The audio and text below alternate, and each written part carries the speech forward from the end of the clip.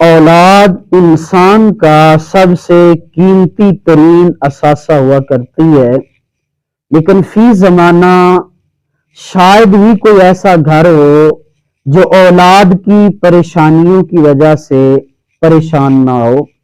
کہیں اولاد نافرمان ہے تو کہیں غلط صحبت کی وجہ سے برے کاموں میں مصروف ہے، کہیں پر نشے کی لت میں لت پت ہو رہی ہے، اور کہیں پر چوری ڈاکہ زنی مختلف برائیوں میں اولاد گھرتی جا رہی ہے۔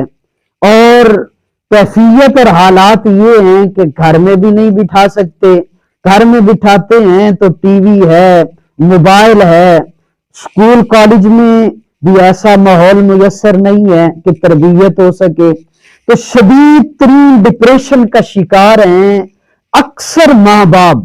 اس کیفیت میں ہمیں کیا کرنا چاہیے؟ تو سب سے پہلی بات، اگر تو آپ کی اولاد چھوٹی ہے، 5-6 سال کی ہے یا اس سے کم عمر میں ہے، تو 3 کام کیجئے۔ سب سے پہلے اپنی اولاد کو سچ بولنا سکھائیے۔ دوسرا، اپنی اولاد کو نماز کا عادی بنائیے۔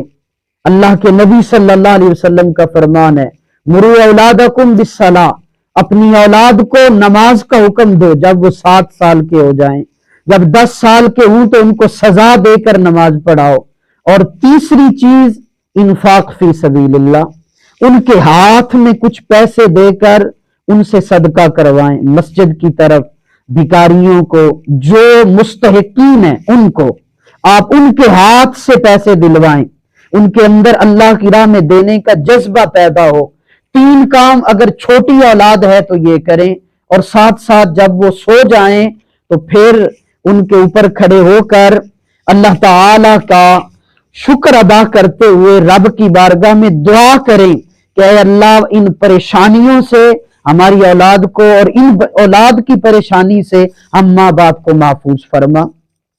اور اگر اولاد بڑی ہے، نافرمان ہے، اور اس کی وجہ سے آپ شدید پریشان ہیں، تو سورہ الاحقاف کی آیت نمبر 15 اس کا ایک وظیفہ میں آپ کے سامنے عرض کر دیتا ہوں۔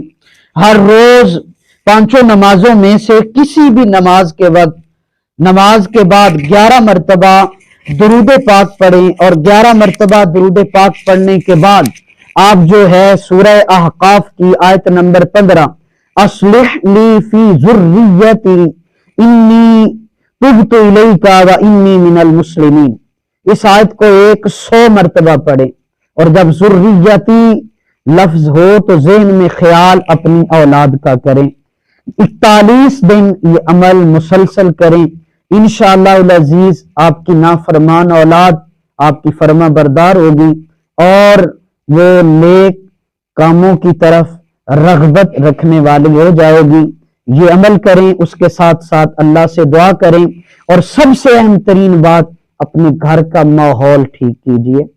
اولاد گھر سے سیکھتی ہے، پہلی درسگاہ وہ ماں باپ ہیں، تو اپنے گھر کا ماحول ٹھیک کیجئے۔ اگر ماں باپ کے تعلقات آپس میں درست نہیں ہیں تو ان کو ٹھیک کیجئے، اپنے گھر کا ماحول دینی کیجئے، انشاءاللہ آپ کی اولاد آپ کی فرما بردار ہو جائے گی۔